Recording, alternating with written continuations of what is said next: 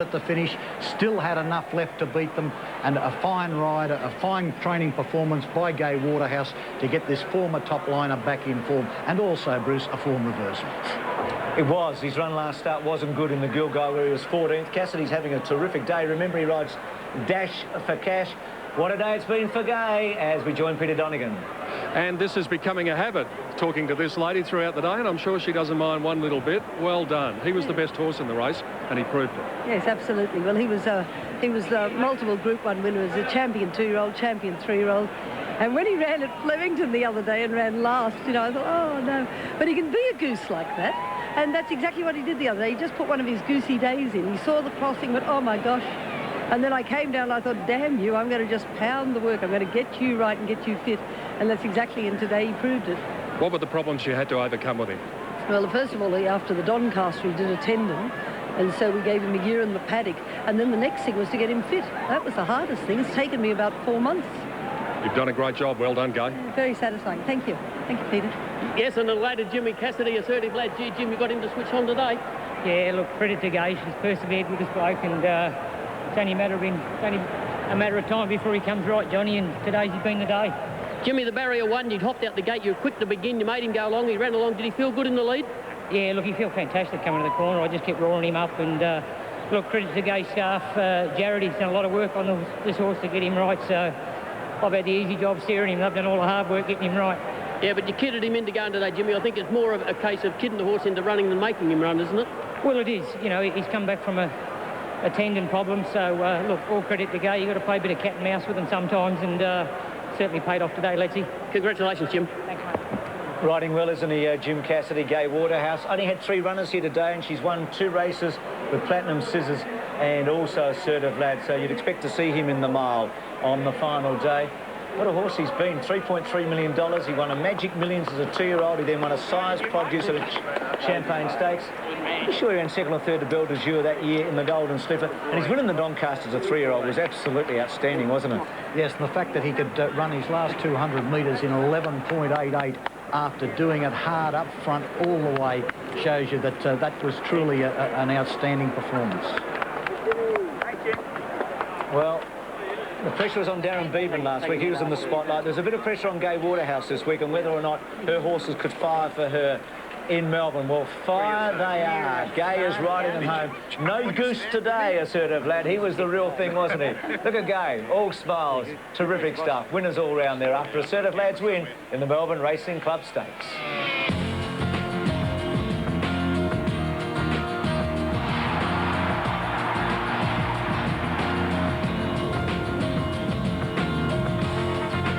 Jagged in the neck by 2 1/4 lengths. It was a fast time there for Assertive Lad, and it is correct weight.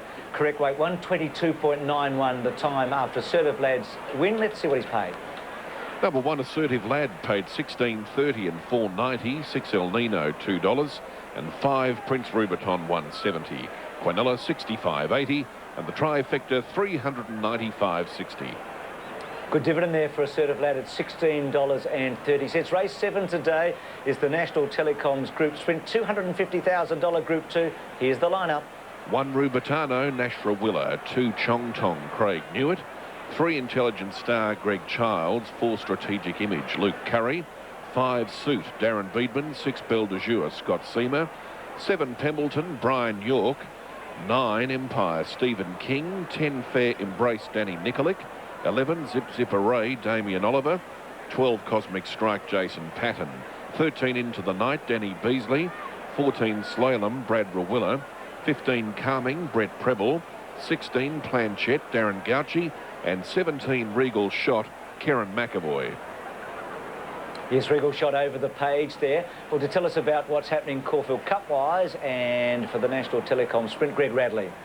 Well, in this upcoming race, there's a stack of equal favourites, all around 7 and 6 to 1. Into the Night is at 6 to 1. And then you've got Rubitano, Intelligent Star, Strategic Image, Fair Embrace, and also Planchet, all at $7, so a wide open market. In the Caulfield Cup, we've got Northerly and Fields of Omar. They were both at $5 at one stage, and I just noticed Alan Cleary on the rails moved Northerly back in about $4.60 now.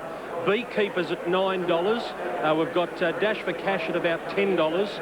$8 for Pentastic and $9 for Republic Lass. So no real betting activity yet for the favourites, Northerly and Fields of Omar. That news I brought you earlier. Helene Vitality back to win 100,000 with a scander, and also Dash for Cash back to win 100,000 with a scander. But the equal favourites around $5 Northerly and Fields of Omar. Starting to bubble in the ring. One thing's for certain, either Fields of Omar or Northerly will start favourite in the Carlton Draft Caulfield Cup. Let's see what they're showing on the tote for the National Telecoms. 1 Rubertano, 860, 2 Chong Tong, 1570, 3 Intelligent Star, 820, 4 Strategic Image, 860, 5 Suit, 3210, 6 Belle de Jour, 1260, 7 Pembleton, 2130, 9 Empire, 2670, 10 Fair Embrace, 840, 11 Zip Zip Array, 1550, 12 Cosmic Strike, 3720, 13 Into the Night, 710, 14 Slalom, 4520, 15 Calming, 1770, 16 Planchette, 840, and over the page to 17 Regal Shot for race 7 at Caulfield. Bruce will have that shortly. Just looking for Regal Shot there, but we'll chase that one up. Love those dogs on the back, don't you? Love the top, Max? But $7 the field here. I love the kegs in the actual cart. The look of them or what's in them, Max? Aren't they gorgeous? A working dog, hard to beat. No doubt about it. Max, Sydney are having a great day today. Gay Waterhouse a double, John Hawkes, Jimmy Cassidy riding well. Who have you gone for in this race? There are plenty of Sydney chances. Well, I do hope that Sydney has another win, because I did think Planchette could win here. Planchette is only a 3-year-old. It's one of my rules never to back 3-year-olds against top-class older horses before Christmas, but there's an exception to every rule, and I think Planchette is an exception. I think he's a top-class racehorse. Well, Graham Sampiri thinks it'll be another Sydney sider into the night who will win here. I gather you won't be backing Platinum Scissors in the Melbourne Cup. No 3-year-old before Christmas. We can argue about that a little bit later. Fred Kersley, the trainer of the Great Northerly, with Neil Kearney. Fred Kersley, the trainer of Northerly, is he all right? He's well, very well. Do you get nervous at this point before a race? Yeah, generally, but things are okay. I've got a bit of confidence in the horse, so he's got the job to do, not me. He's carrying a grandstand. Is that what's worrying you? Yeah, certainly the weight conditions are not in his favour. That's well documented, but more than that, I care about his safety. I hope it's a race that's not too roughly run, and that conscious of the track being a bit hard today, I hope he comes out of the race in good order. Fred is a horse with a huge heart, as tough as any horse that's ever gone round. Do you worry that he might hurt himself because he tried that hard? Yeah, you do. You're conscious of the fact that he's at risk in a race such as this, big field, a lot of money up for grabs. And you're conscious of that. Is that what you think about in the minutes before a race?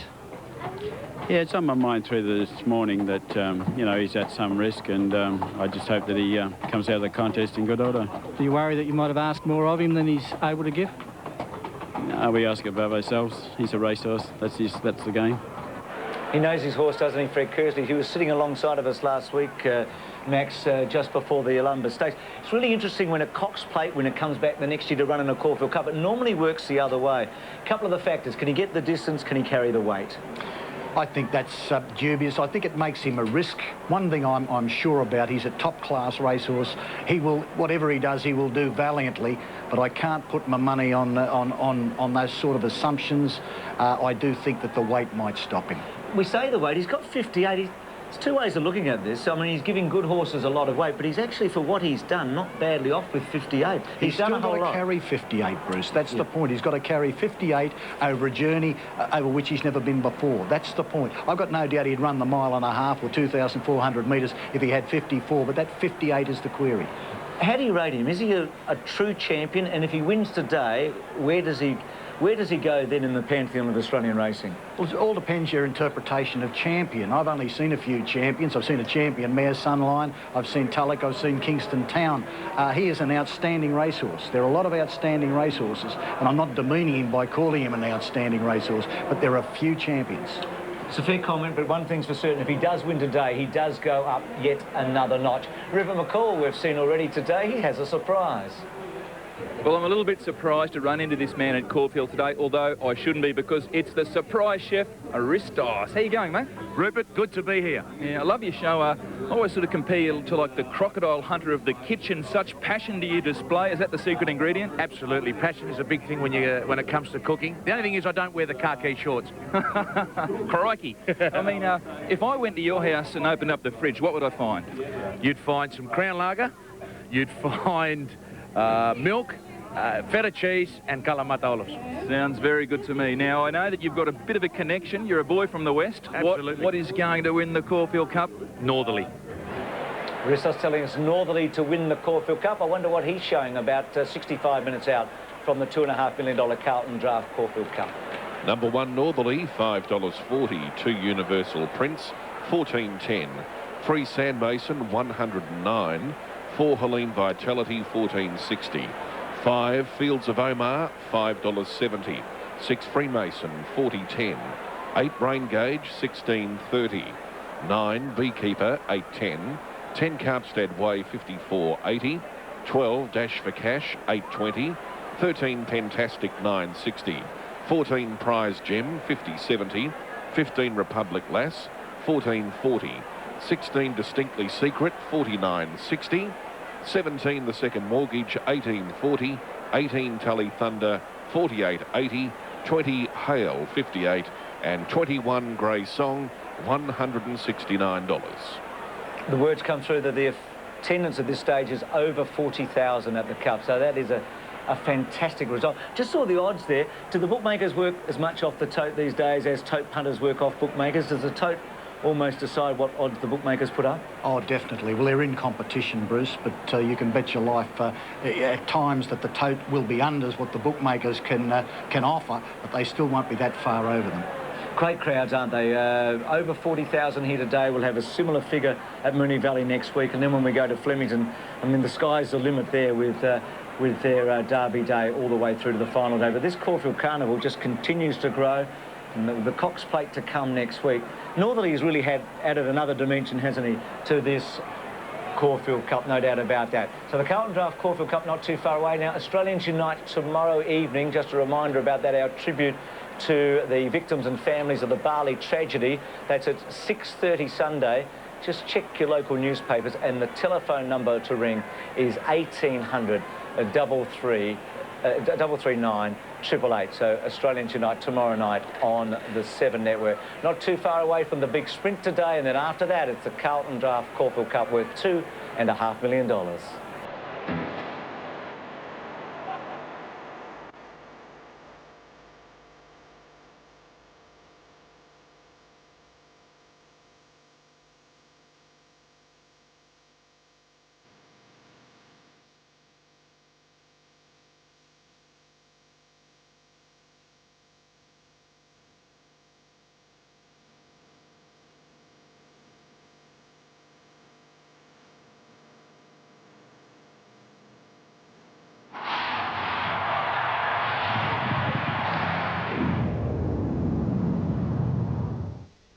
Fields of Omar here, equal favourite for the Carlton Draft Caulfield Cup, coming up in about 1 hour's time. And we welcome our viewers across Western Australia to Carlton Draft Caulfield Cup Day. Over 40,000 people here, and they've been streaming in from the very first race. We've had some wonderful racing. Assertive Lad and Platinum Scissors, the 2 big winners today, both for Gai Waterhouse. Carlton United Brewery have really got behind this Caulfield Cup Carnival, along with the Cox Plate, which is next week. Their managing director, Jim Kelly, joins us. Jim King, I should say. Jim, terrific crowds today. You must be absolutely wrapped. Oh, it's fantastic, Bruce. I mean, it's fantastic. I mean, this carnival has been growing every year. We've got the Caulfield Cup, we've got the Caulfield Guineas, and next week we've got the Cox Plate. So we're thrilled with the 3 weeks of racing that we have here nationally around the Spring Carnival. What about personally? Are you a racing fan? I'm a racing fan, absolutely, absolutely. You must have loved what you saw last week with Sunline and Lonhro. That was one of the most exciting races I've ever seen in my life, to see the crowd lift when they came around the corner, and to see those the turn and see those 2 horses go horse for horse all the way. Absolutely outstanding racing. Max Presnell with me as well. I mean, Max, I know you're desperate to ask Jim a question about something, some vision we saw a moment ago. Jim, it's the Carlton Draft cart there, and Bruce is most taken with the dogs. Yep. But I'm very interested to know just what what are in the kegs? What are in the kegs? Well, that's the way beer used to get delivered in the old days. I'd love to tell you they're full of Carlton Draft. I'd love to tell you, and I'll leave that a little secret for you, Max. Something to ponder on. Yeah, you can ponder on that, yep. And we talked about Northerly, Jim, being part of this Caulfield Cup Day today, and maybe he'll go on to the Cox Plate next week and take on the other great horses there. Can you think of a better build-up to any race than we've had for the Cox Plate? Oh, no, I think you... if you think about this race, there's some absolutely fantastic horses in this race, and the fact that some of the men go on to race in the Cox Plate, I think there's 2 weeks of absolutely outstanding racing. And Northerly, I think, is, you know, if he can carry the weight, you know, he'll prove himself to be a real champion if he wins this on today. No doubt about that. So what about a tip? Well, I like Northerly. I think Northerly is the best horse in the race. But if I was going to have another little bet, it'd be Republic Lass. One thing I just thought of, Belle de Jour's in this race. I wonder if John Singleton will want to shout the bar today. He's the owner of Belle de Jour, along with Bob Hawke. Will you have enough for John, enough product? I don't think there'll be enough on the cart. You'll have to do We'd be happy for him to shout the bar. Well, we'll just see about that. Jim, terrific your support and your commitment, and good luck for the rest of the day and also at the Valley next week. Thanks very much, Bruce. Thank you. Jim King, the Managing Director of Carlton and United Brewery. Let's have a look at the update from the Carlton Draft Caulfield Cup. Number 1, Northerly, $5.40. 2, Universal Prince, $14.10. 3, Sandmason, $109. 4, Helene Vitality, $14.60. 5, Fields of Omar, $5.70. 6, Freemason, $40.10. 8, Rain Gauge, $16.30. 9, Beekeeper, $8.10. 10, Carpstad Way, $54.80. 12, Dash for Cash, $8.20. 13, Pentastic, $9.60. 14, Prize Gem, $50.70. 15, Republic Lass, $14.40. 16, Distinctly Secret, $49.60. 17, The Second Mortgage, $18.40. 18, Tally Thunder, $48.80. 20, Hale, $58. And 21, Grey Song, $169. Still a battle between Northerly and Fields of Omar as the crowds gather here with the horses about to parade for the National Telecoms Group Sprint, this Group 2 race with $250,000 and some high-class horses here. 3 scratchings, 8, and 2 of the emergencies, 18 and 19. Rubitano at the top. He's got a great record here at Caulfield. He won the Newmarket Handicap at Flemington. He started the season in a blaze of glory with wins in the Monash and the Bletchingley. Last start 3rd in the Gilgai. Very fit, but you've got to wonder about barrier 12 and 58, but certainly must be regarded as one of the top prospects. Chong Tong from the Lee Friedman stable. Probably better at Flemington's, won the Bobby Lewis there and the L'Oreal on Derby Day, 12th in the Dubai Cup. Strikes you as the type of horse that's you've got to catch him on his day. Certainly it wasn't his day at Flemington. Well, it was his day at Flemington 2 starts back, but not at Caulfield last start. But very fit. Intelligent Star number 3 about to come in the mounting out. He flies first up and he flies here at Caulfield, so 2 pluses for him. His last start 5th in the Goodwood Handicap at Morphettville. Has won a Rubiton and Christmas Stakes at this track.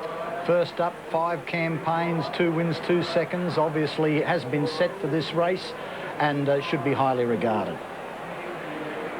Strategic Image is in the best form of his career. Won the Spring Stakes in Adelaide a couple of starts back, and then last up was an eye-catching 2nd at Flemington in the Gilgai. Yes, only a 4-year-old with 10 starts, 3 wins, 4 seconds, in prime form, drawn barrier 2. Luke Curry, a lot to like about him. Suits another one of these ageing John Hawkes sprinters. Last start was 28 days ago at Victoria Park when he was 5th. He ran 9th in the Oakley Plate at this track in the autumn. Yeah, looks nice, doesn't he? But nevertheless, an 8-year-old against a slick lot like this, I'd gamble against him.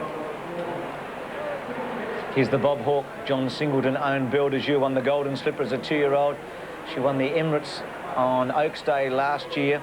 She's a wonderful mare. She's won over $2 million, 10th in the Gilgai, first up after a long spell. Yes, I thought she ran well enough in the Gilgai to say that she's entitled to some respect here. Looks good. Pemberton's first up, Brian York, the jockey, 2nd in the Mercedes-Benz in Queensland and won the QTC Cup before that. Won the Black Opal as a 2-year-old.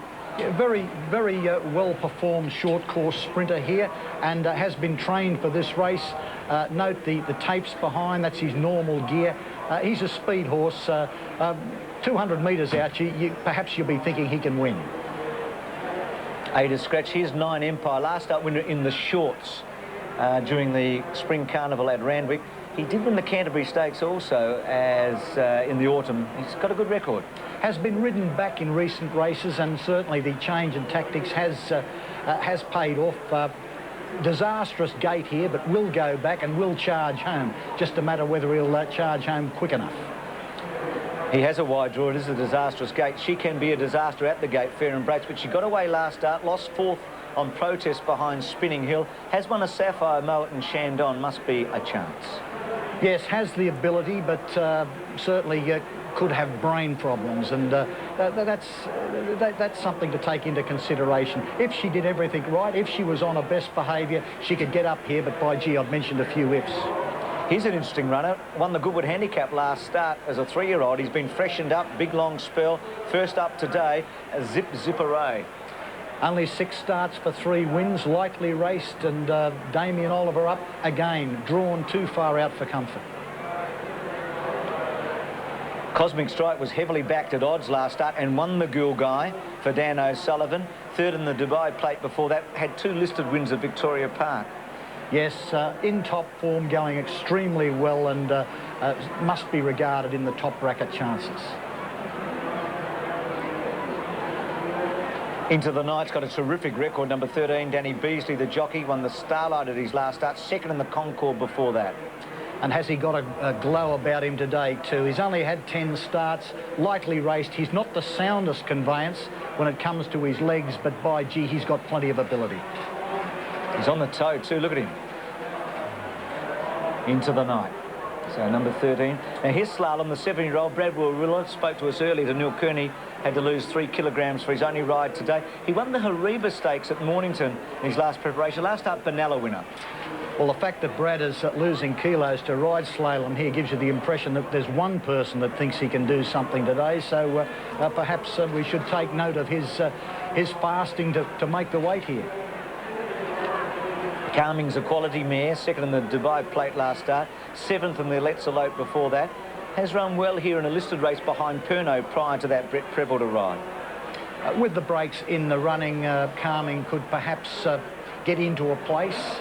Certainly the last start effort was very good. Here's the 3-year-old from the John Hawke stable, Darren Gauci Planchet. Won the Crowley brilliantly first up. Won a Black Opal, 4th in the Golden Slipper and the 3rd in the Sires. Just starting to break out a shade, but nevertheless looks well. I think he's an outstanding prospect, this horse. Asking a lot of a 3-year-old to act against a team of such talented and seasoned sprinters, but I think he can do it. And with the scratching of Lethal Lee, Regal Shot gets a run here. He's a good horse here at Caulfield. Has a 4th in the Monash this time up. He was 9th last start at Sandown. He's just tapered off a little, has a Regal Shot, but his best form is at Caulfield. He's showing $106, by the way, on Super Tab. And I believe he was unlucky last start, so perhaps Regal Shot at those odds could be worthy of a place ticket. It's about 6-7 to 1 the field. One of the favourites, Strategic Image, trained by Peter Moody. He's with Peter Donegan. Peter Moody, you were pretty unlucky not to win at Flemington last start. Yeah, Peter, he didn't get the best of luck in the sort of last couple of furlongs of the race, but still found the line very strongly. It might turn out to be a pretty good form race, that, because we all saw what Assertive Lad did in the previous, and you beat him a fair way. Yeah, exactly. You know, those straight races can be bits of tricks, but, you know, this is a very open affair. It's probably bordering on being a Group 1 sprint, and, you know, anything up to half a dozen to 10 chances again. Gate 2, you can make your own luck from there. Yeah, that's right, but he's going to want that element of luck swinging for home once again today, but, you know, if he's travelling well enough, hopefully he can make it. You had a pretty good Caulfield Cup Day 12 months ago. Hopefully it might be the same again today. Yeah, no, this would be a nice way to finish the day off and sit back and relax and watch the Cup, so I'm sure he'll run very well. Peter Moody, good luck. Thanks, Peter. Cheers. Peter Moody, who's Calder Malfi, won the Norman Robertson on this day last year, went on to win the Derby. Luke Curry, the rider today, rode Mr. Lofty to victory a couple of races ago in the Coonji Handicap. Well, what a spring we're having. Next week it's across town to Moonee Valley, where the Turf World wonders how it will farewell a long-time friend. She's the greatest race mare we've ever seen, and after next Saturday, we may never see her again. He's the black ghost of his father. You'd remember how Occy saluted in '95. Octagonal's got his nose in front. Octagonal wins the Cox Plate. This blue blood, Grandira. In the Northern Hemisphere, he, like his dashing jockey, is regarded as the best in the world. There's the reigning champ, Northerly, just going gangbusters. And there's Defiant, or should that be Defiant? Champions all, together for Sunline's final showdown. The Carlton Draft Cox Plate, the greatest 2 minutes in sport. Next Saturday, right here on 7.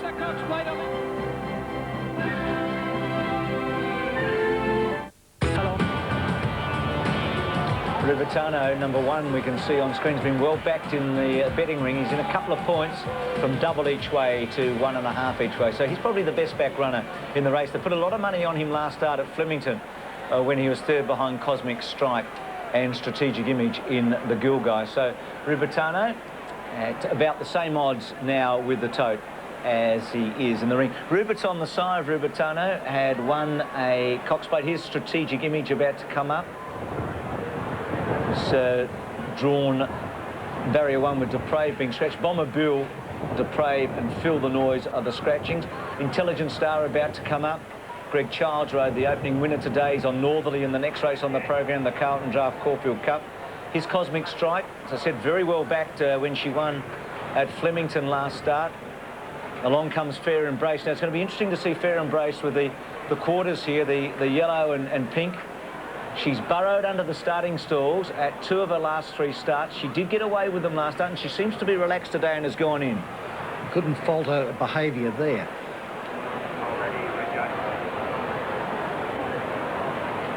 Slalom comes up. The 7-year-old who's in good form. That was Chong Tong closest to us. Pembleton goes up. You expect him to be near the lead. Saddle adjustment there. Good money for Belle de Jour late, I'm being told. So Belle de Jour around the $13 mark has been well tried. There's Chong Tong goes up. Has won around a turn, but he's probably better up the straight.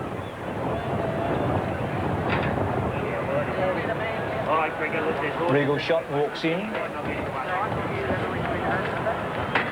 Just working on calming here. So the jockey of calming Brett Treble out of the saddle. Just the saddle being tightened by the look of it. She was scratched last Saturday on Guineas Day in the final race on the program, the mare's race. Shirley's Lavina winning that. Belle de Jour, Golden Slipper winner. Beat Assertive Lad in the Golden Slipper. Maybe that's an omen. Yes, it could be, and by gee, she's ready to run boldly today too, Belle de Jour. Calming to come up. So 2 or 3 to come up for one of the features today, the Group 2 National Telecoms Group Sprint, $250,000.